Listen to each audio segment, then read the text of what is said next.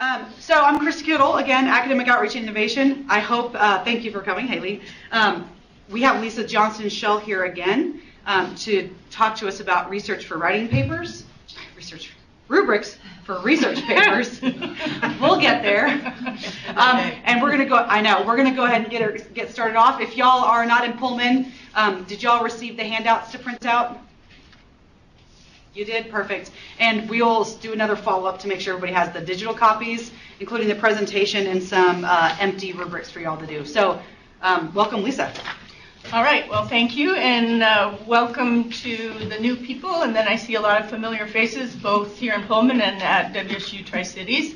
And so what I'm hoping is that even though this is kind of its own presentation, you don't have to have attended a previous one, that those of you who did attend the previous one might feel maybe more comfortable asking questions or generating a little bit of conversation.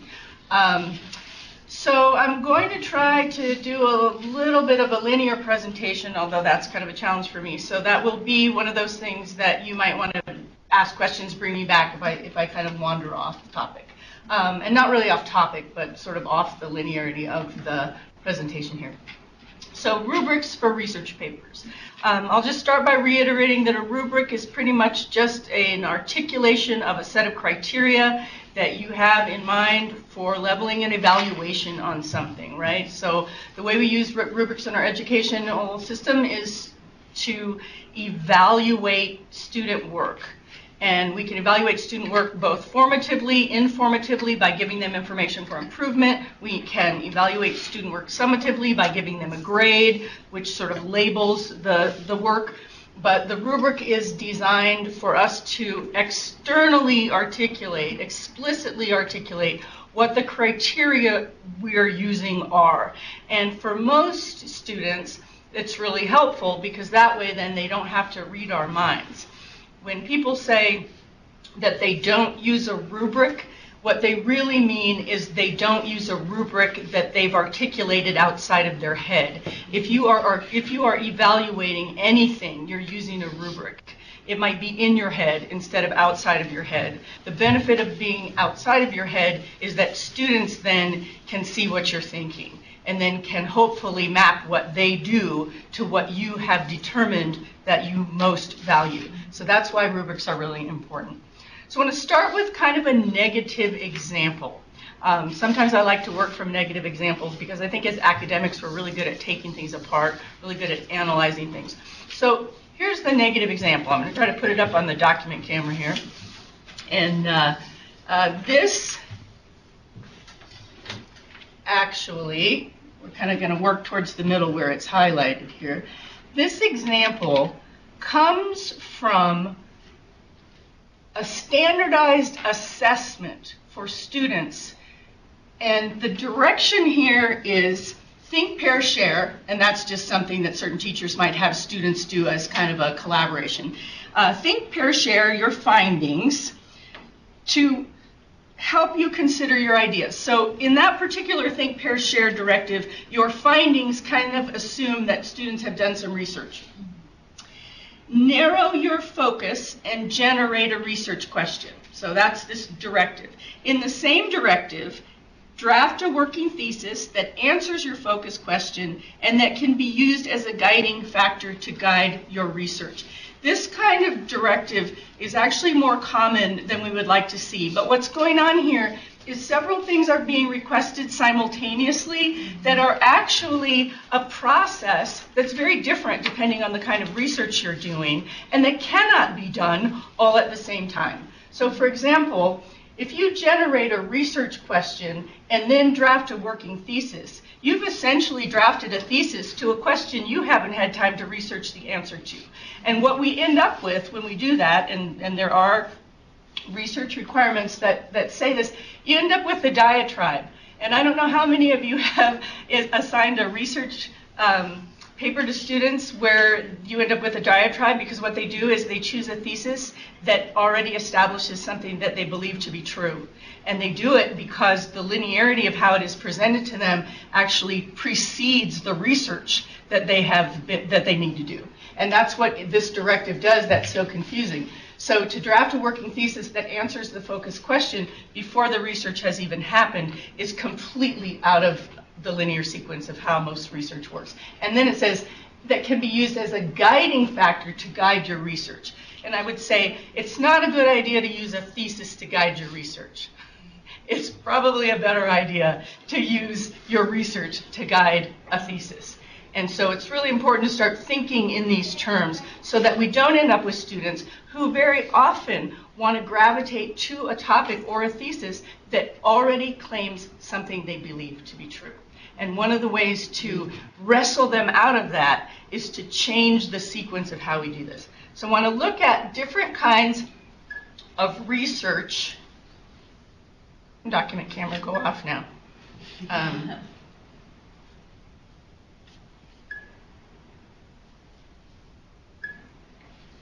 Now let's try it. There we go.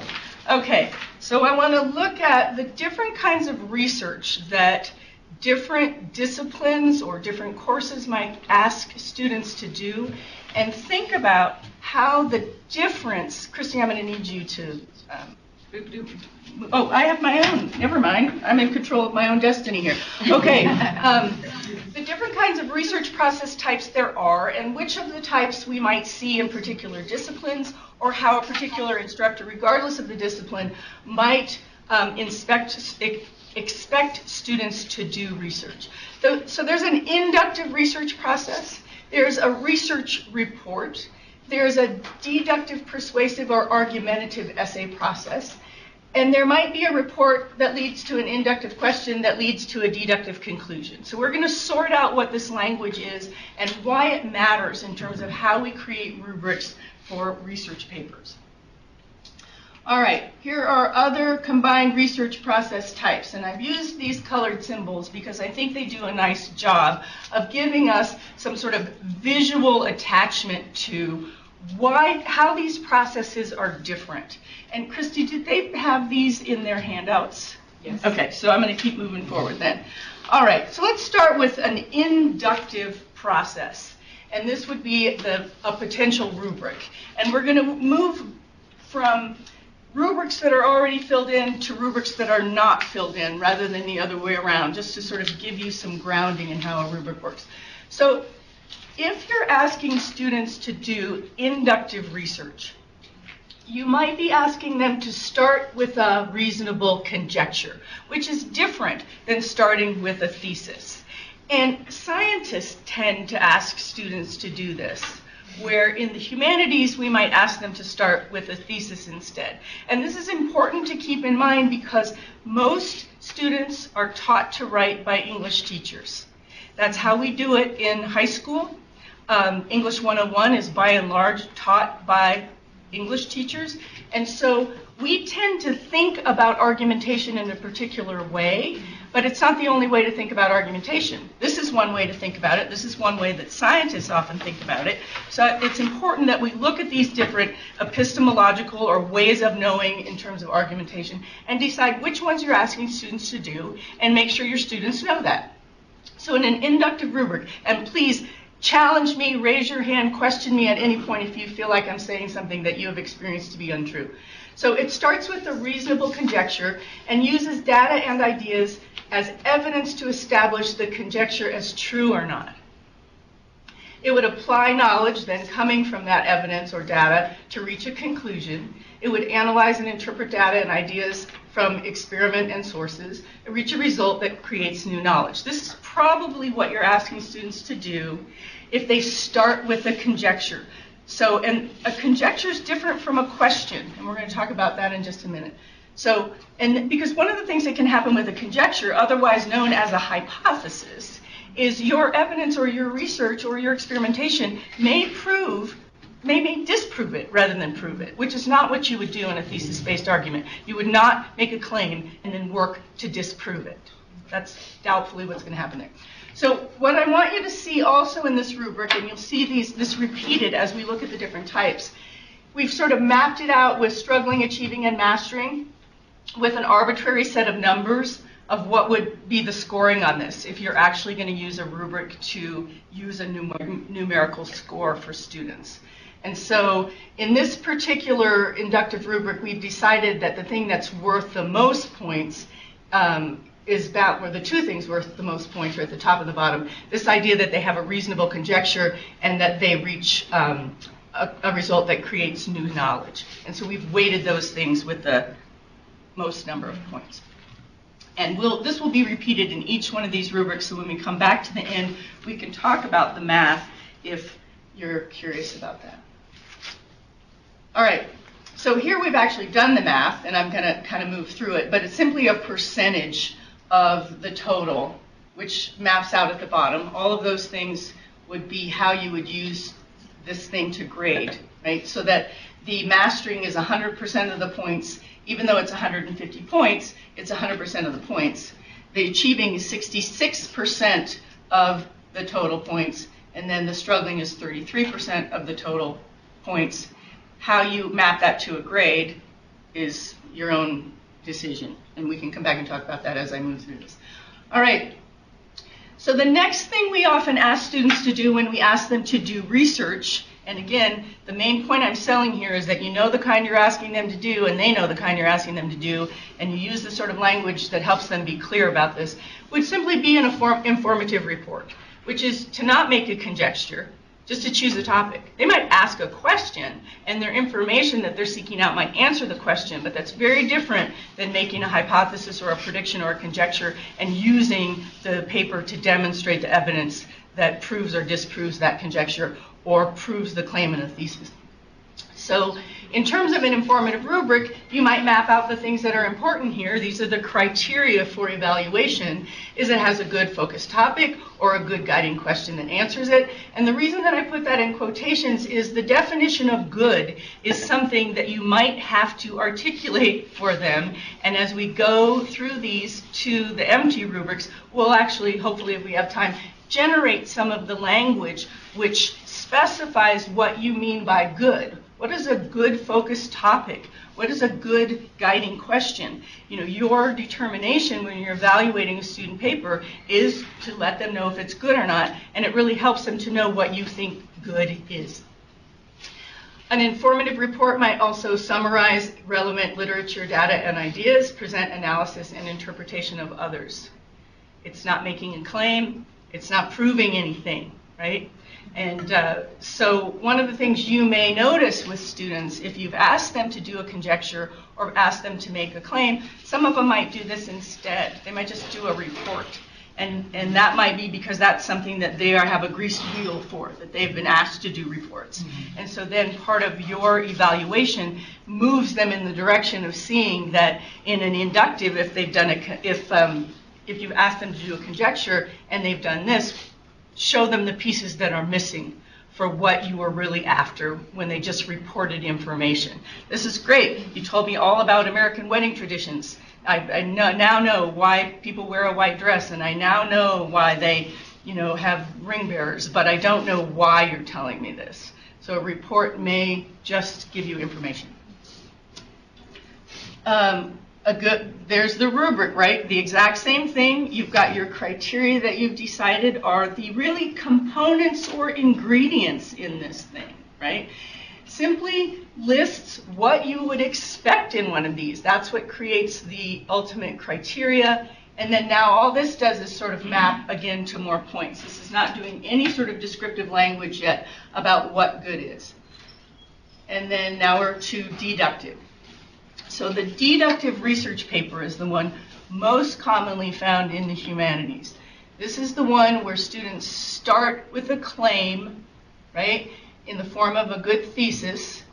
They might address, hopefully, the audience appropriately, use logic as a primary, but not only rhetorical appeal. The others would be like ethos, pathos, mythos.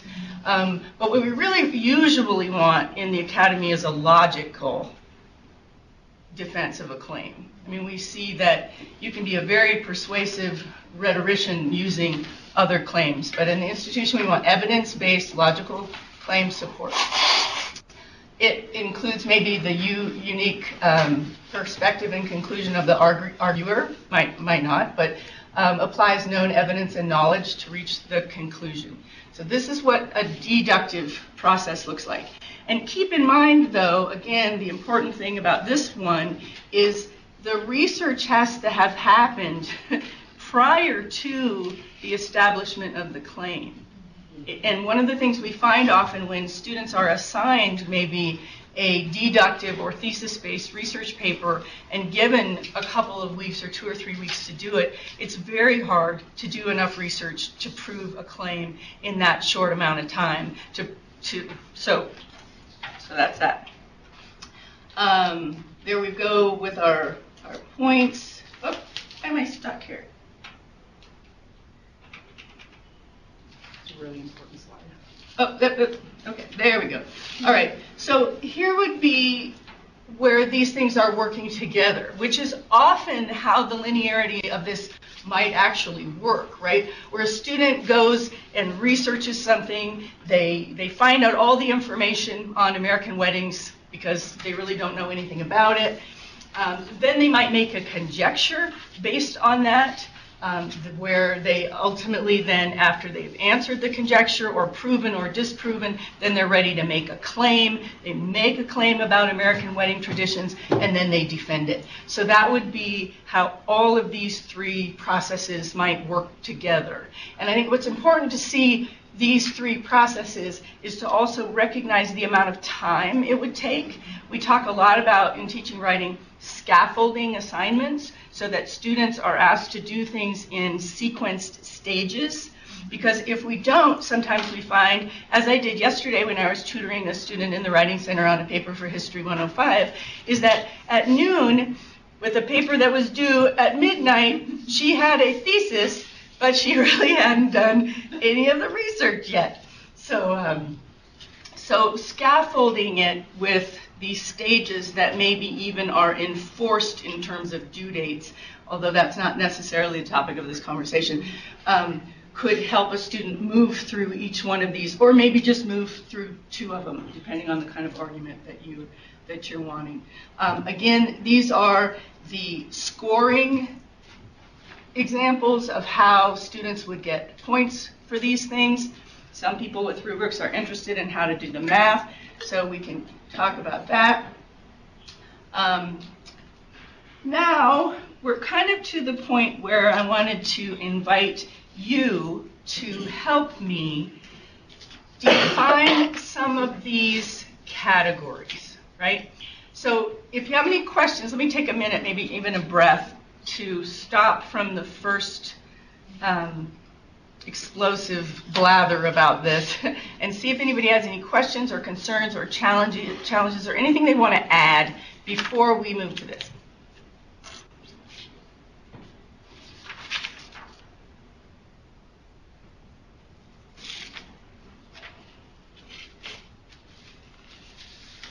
Okay, all right, so with rubrics, you can actually do them multiple different ways, right?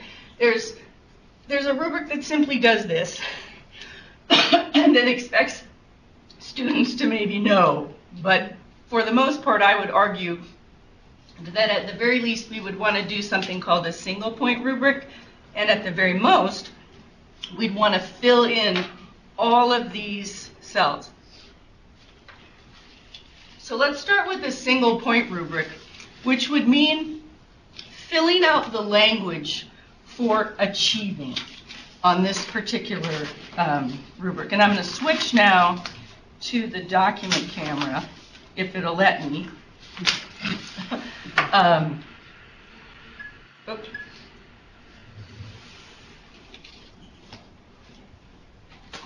Okay, so if we're going to do a single point rubric, what it might mean that we do is decide that we define what we mean by achieving. And then when we evaluate students' performance on the paper that they've given us on this inductive piece of research, then everything we look at is measured through the lens of what we decided an achieving in this particular criteria means. So what would you say it would mean to achieve a reasonable conjecture? What's a reasonable conjecture look like? so that a student could notice if they had one.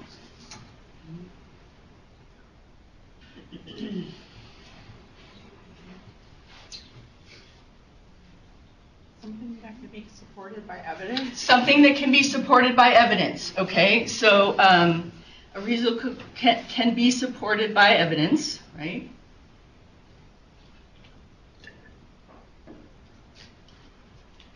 And a certain kind of evidence, right? Yes. We always say not trivial, not something obvious. Okay, not obvious. And, you know, what's important about that is that, you know, different teachers differ about what they might think is obvious or not obvious, or what they would allow their students to conjecture about versus other things. And so even being able to know what you think is obvious or not obvious, you know, I've seen a lot of teachers over time have a little list of what their students could not argue about or could not check and conjecture about, because they were things that were too obvious or too well-worn, too overutilized in the conversation. Tri-Cities or Vancouver? Sure. How about can be argued in the length that it needs to be? It's not too broad.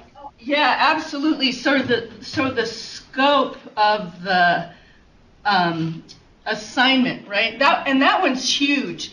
And I think students need a lot of help with that in terms of class conversation. I talk a lot about what I call pit bowl sized assignments, where students will often want to argue things having to do with global warming or gun control or the legalization of marijuana, or these things that are these greased slides of conversations that we're still culturally trying to figure out. And it's outside of the scope of what they could actually research and support in a 5 to 7 page paper, or an 8 to 10 page paper, or a 3 to 5 page paper. So part of a good conjecture, and part of, I think, class time or peer review, is really helping students to determine what's a reasonable conjecture given the amount of time that they have and the amount of space that they have to actually present it. So yes. So in terms of using data and ideas as evidence to establish a conjecture or true or not, what might achieving look like in how a student uses evidence or marshals evidence? Synergies of evidence. The synergies of evidence, okay? And when you say synergies of evidence, do you mean in terms of that the types of evidence they're using aren't like all over the map or from scholars that are from very disparate areas of or disciplines, okay? Synergies of evidence. What else might be the definition of achieving a good, or of achieving good evidence or marshaling good evidence? Evidence from credible sources. Evidence from credible sources, right? How and do then you define this? And then you, right.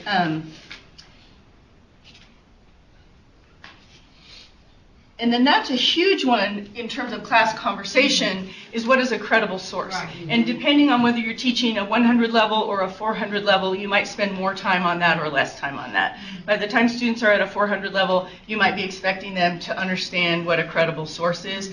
But my experience with students at the 100 level, most of them do not understand what a credible source is, and they do not understand the difference between a peer-reviewed journal or a chapter in a book. And those are things that they, in my experience, need time to understand. Right. Or Well, need that they can cite Wikipedia.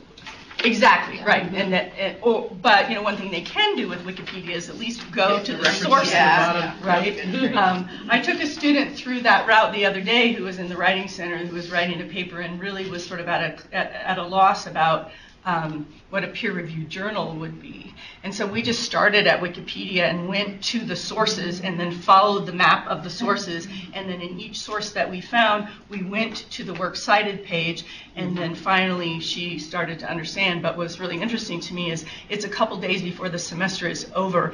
And that 5-minute tutorial was a light bulb going on for her. So I think a lot of students do not understand credible sources, or how to determine the difference, or even how to find them.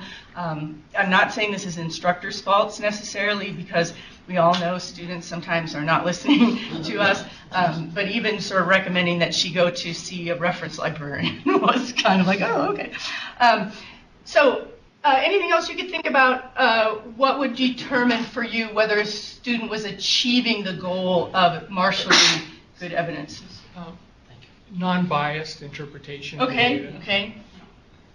So that that not all the evidence was stacked in the favor of one particular position or another. That there's Well, they're not interpreting it correctly. okay. They're interpreting it to support their argument. So those are totally different things, right? So one would be that you might have a counter argument. That might be something that you require or not.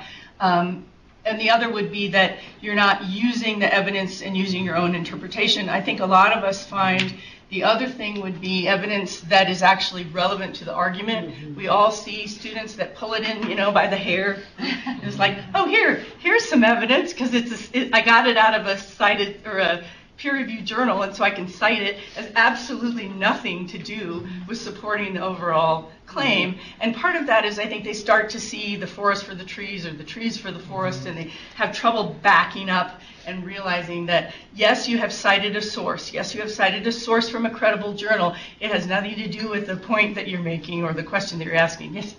If the assignment allows for it, presenting both sides of an argument. Yeah, that's right. So the non-biased, the both sides. Yeah. Okay, great. And then how well they apply the knowledge to reach a conclusion. We don't have to go through each one of these, but I think the point that is made, we might look maybe at the deductive, the point that's being made here is you are really the one as the educator that needs to translate what these criteria mean in terms of what it looks like. When you look at a student paper, what are you looking for that shows you the evidence that they've actually achieved this criteria? And now in a single point rubric, this is the only category that you would fill out. And that if they were struggling, you might make a note as to why, like what of these things they were missing. If they were mastering, you might make a note as to what about the presentation that they've given you has exceeded your expectations or surprised you. One of the things a lot of people don't like rubrics because they feel like they're too controlling. A single point rubric can be less controlling in the sense that it gives you a category where you can give them extra points for something you did not predict they might do. So that's that. What time is it, Christy? Because I can't. 12:38. 12:38. Okay. So the same thing then would happen here with an informative rubric. What is the achieving definition of a good focused topic or a good guiding question? Again, I would answer that question a lot, maybe like Kevin did in the last slide, which is the scope. Right? One of the things we hugely see with students that they struggle with is the scope. They want to solve the world's problems in a 5 to 7 page paper, and then what you get is ridiculous because it just can't be done. And so this idea, and students really struggle with scope. What is the size of a topic that and usually it's not very controversial. It's not very interesting at that level because the controversy is not a world-class controversy, like whether or not you should be able to have pitfalls in city limits. It's not a world-class controversy, but it is the right kind of size where you can demonstrate if you're using a thesis-based, you can actually demonstrate the research skills of going out and finding, how many people have been mauled or killed, or how many ordinances are there, or how many good pit bulls are there, or all of those things. So this whole idea of the focused question or the scope, I think, is huge in terms of how educators might spend time that we often don't spend, is to help them get that topic relative to the size of paper that you've assigned for them. Any questions or comments or challenges at this point? I have a weird question. Yes, Christy. And it's really funny because it's all about the math. So I'm thinking I like the single point because I feel like there's some things where like they check the boxes. I didn't communicate very well, but I feel like they're actually below where I want them to be, but the way I stated it, they matched it, right? So I like giving that flexibility. But I struggle with points of the middle one, because the original one on this one was 66% of how to tell people, like, if you do this, you're only getting a 66%. I'm like, I feel like there's not enough gaps. I don't know how other people have done that. Does that make sense? Yes, it does. And I had this conversation with some people in biology yesterday, and I think it's a fair conversation to have that's not simple. Because students, if they feel, and we weren't working with struggling, achieving, and mastering, we were actually working with meets expectations, exceeds expectations, and doesn't meet expectations. So if a student meets expectations, they're going to think they should get an A. Right? Hey, I met the expectations. And so whatever your relationship with grading is with your students, you're going to have to sort that out.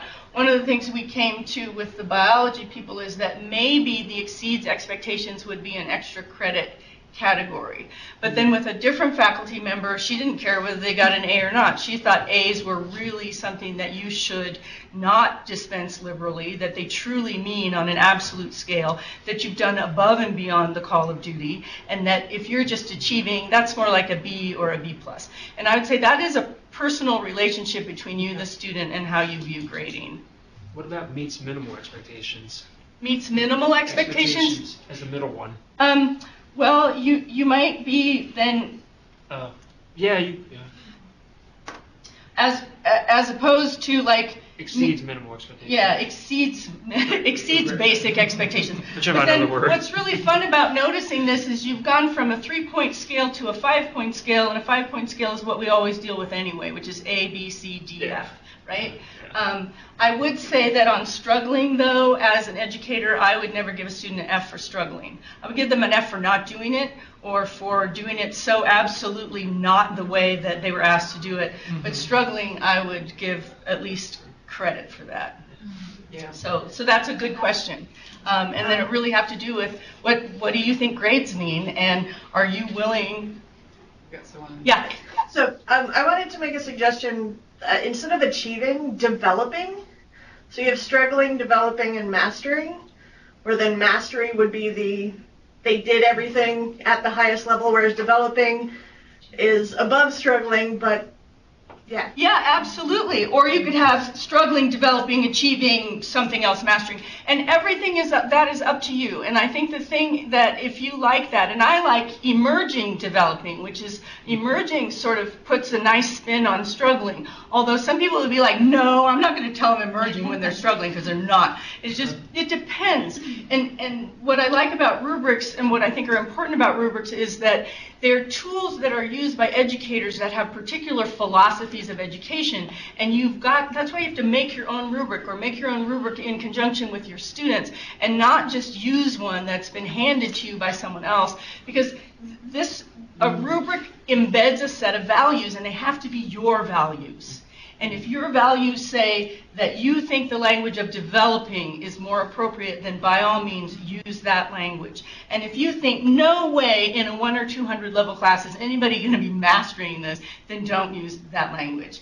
And there are examples of rubrics online you could look to see. There's all kinds of creative things that people can do with that language. But yes, developing I think is a nice option. So again, each one of these, depending on the type of research that you tend to want to assign to your students, these are kind of little maps that you can brainstorm what your definitions of these things are. Again, the same thing is here for the combination rubric. And then what we've done, let's get to that in a minute. What we've also done in some of your packets are given you these that have no writing on them at all, right? So what you can do is then, if it's an inductive research process that you've decided that you do with your students, if you do conjecture-based research, maybe you have different definitions for what the criteria are for what a piece of research looks like. I'm imagining some of the things that we have are going to be closely related to what you have, but you might use different vocabulary. And I think it's really important for you to establish a vocabulary, use it consistently. In fact, one of the things that I really recommend for people that like the kind of rubric that has language in every cell, which means not just the single point, but there's language here, here, and here that defines mastering, defines achieving, and defines struggling, is not to fill in each one of these as if it's a separate thing, because your vocabulary will drift. It's to decide either the definition of achieving or the definition of mastering, cut it and paste it in each cell, and then back off the level of proficiency as the cell moves up or down in terms of level of proficiency. Because then you don't end up with the word organization in one cell and the word flow in the other cell, because you're creating those as discrete things. And I see that again all the time, and that really confuses students. Where we might say, well, flow and organization are the same thing, they don't necessarily see that, and other teachers don't necessarily agree that those two things are the same thing. So that would be another recommendation. So then the last thing I want to talk about, but before I shift here, let's take a minute because I've dumped a lot of information. Anybody want to stop, talk about, process, challenge any of this so far? Yes, sir, in Tri-Cities.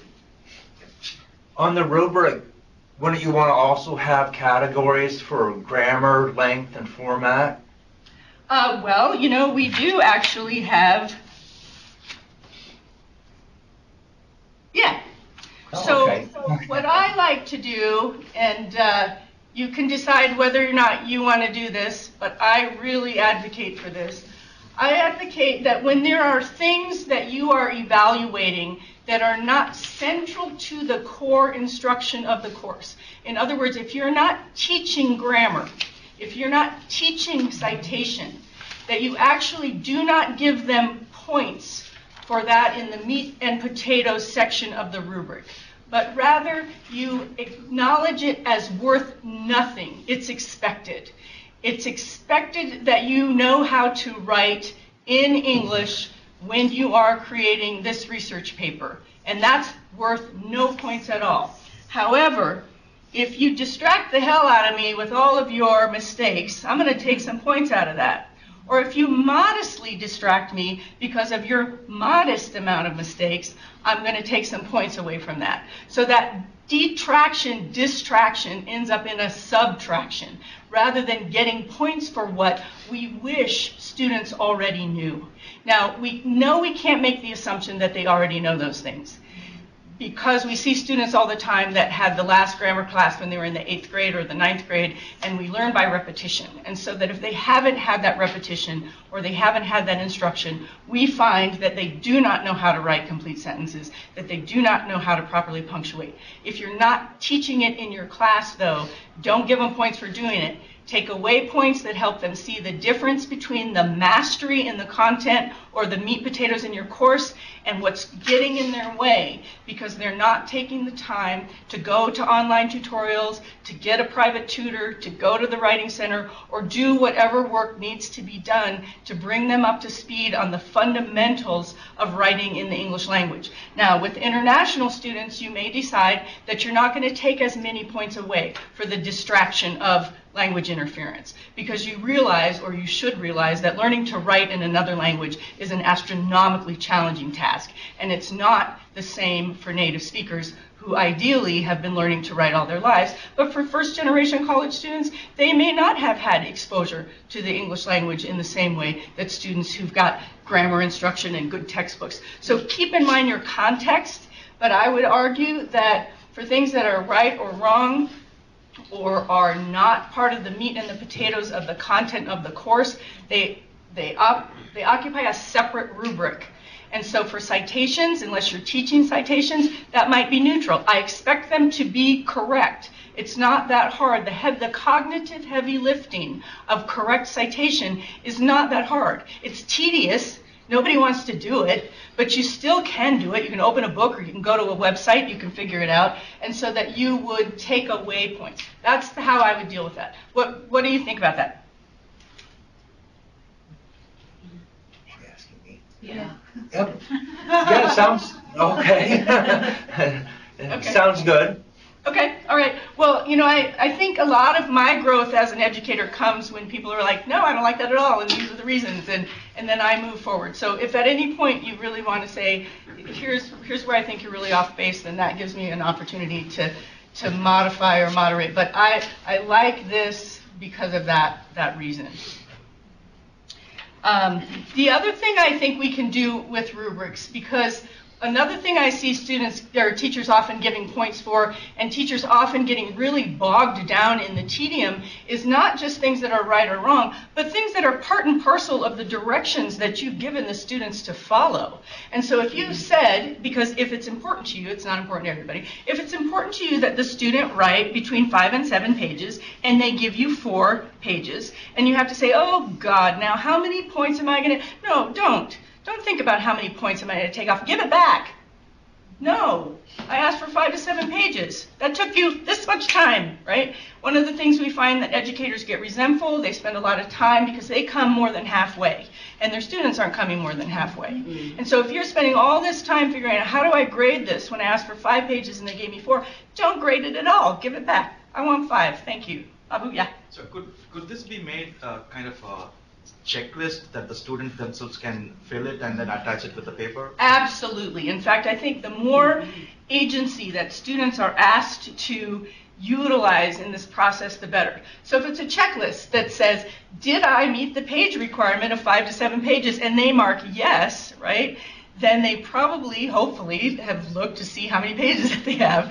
And then they'll know if you said, and I'm not going to take it if it doesn't meet the page requirement. Now, this is not to say that they didn't make the font really big or they didn't add all sorts of filler into it, but it still means that they are respecting that as one of your non-negotiable criteria. You know, has a title. I have a faculty member I work with who just is really all over that. It has to have a title. Then give it back if it doesn't. Use citation appropriate to the discipline. So some of those things I think could save teacher time if you decide, and again, it's up to you as the teacher, what are your non-negotiables? What are your things that I'm not even going to accept it?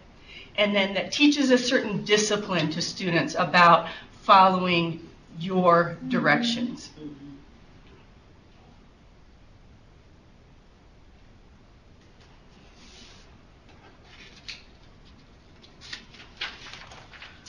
So what time is it now? 12:54. 12:54. All right. Any questions or comments at this point? All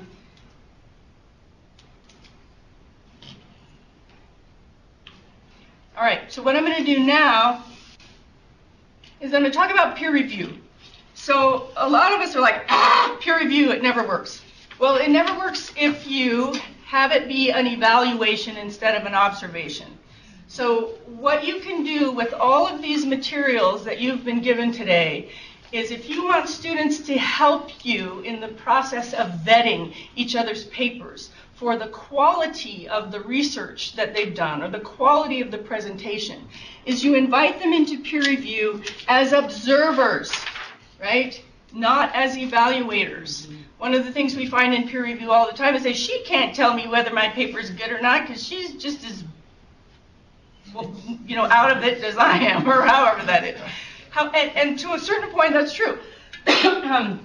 Students are not necessarily good evaluators of each other's writing, and then they come to resent each other. So what you'll find is, oh, I liked it, it's good. Well, number one, we don't care if you like it or not, because it's not about liking. It's about, does it have the constituent parts or the components that are supposed to go into this thing which make it what it is, right? It doesn't matter if you like marinara sauce or not. It matters if it has tomato sauce, oregano, and garlic in it. So what we're looking at really with peer review, even at the evaluative end, is getting students away from I like it or I don't, because that doesn't matter. Is it functioning the way it's supposed to? But prior to students being able to determine whether or not something is functioning, does it have in it what it was supposed to have in it? And since we've already sort of gone through rubrics that demonstrate what goes in a conjecture-based research paper, what goes in a information-based research paper, what goes in a deductive-centered research paper, students can simply be asked, what's the conjecture that's being made? There's no evaluation there. They just need to read it and see if they understand what the conjecture is. Babu. By doing this, aren't we also evaluating the person who is doing the observation? Well, you could. That adds another layer to it, right? If you as a faculty member want to collect these and see how well the students have peer-reviewed each other, you can. But I would say at a purely observational peer review, they can just do that for each other. Because if you have traded with Sam, for example, and Sam knows what her conjecture is, and you've written a conjecture that's not her conjecture, she can say, well, you observed a conjecture, but it wasn't the one that I was making. What I was trying to say is to even say what kinds of data is being used as evidence, the student who is doing the observation should at least have that knowledge, right, to know between the different types of data. The different types of data, yeah. And so I would argue then that how you set this up in terms of what you're asking them to observe is going to be on a spectrum of cognitive complexity. But you can stay in observation. Yeah, if you have them looking for certain kinds of stats or certain kinds of regression analyses kind of things, then it presupposes that they know what those things actually are. Yeah. So the cognitive complexity of the observation might change. But the fact, I think, remains that good peer reviews stay in observation, or at least for a while, until they've all sort of gotten up to speed with what are the components in this thing that make it what it is, right? What are the things in the inductive research that make it conjecture-based? What are the things in a thesis-based, claim-based that make it what it is? And that's where I would argue you can use your peer review to much greater success than getting them together to determine how well they did on these things. That would be late in the semester, or with a group of students that you trusted knew that stuff already.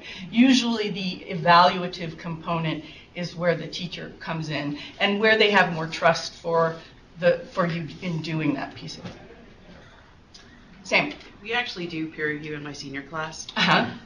The first weekish of my capstone class, we talk a lot about what are the pieces of a research abstract, and then they write the abstract for their project that they've already determined what their project is. And so then we take the names off, pass them around, and it is very much an observational review. Basically, I'm asking them, go through the abstract. Are all the pieces there? Is it too jargony? I mean, that's something that most students, even as a novice, if they don't understand it, they can circle that word and say, this is a jargon word. Mm-hmm.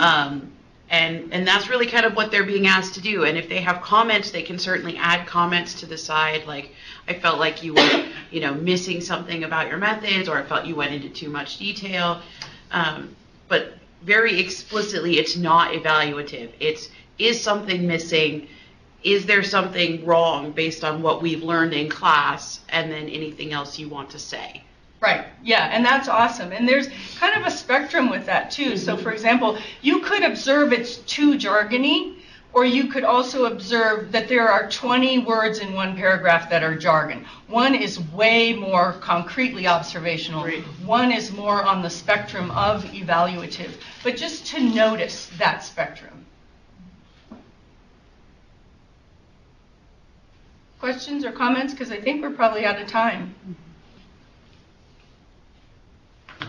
All right, well, if you need me for anything, my email is at the front of this presentation. And I'm happy to talk to you on the phone or try to figure out Tri-Cities a video conferencing or whatever. Thank you. Yeah. Maybe the last slide. Also, if you Thank you. If you went to all 4 of the faculty-led workshops this semester, you can go to li.wsu.edu/certificates. I will also send that in the follow-up email. And you can get a innovative teaching certificate. If you did not make it to all 4 of them, you can make up for the ones that you didn't make in the spring. That schedule will be posted pretty soon. We've got OER things, a teaching innovation day, and so you'll still be eligible for that. So feel free. And then Lisa's email is in the front of that presentation. Thank you, everyone. Grab food if you can. Sorry if you're not coming. Thank you, Tri-Cities. Thank you, guys.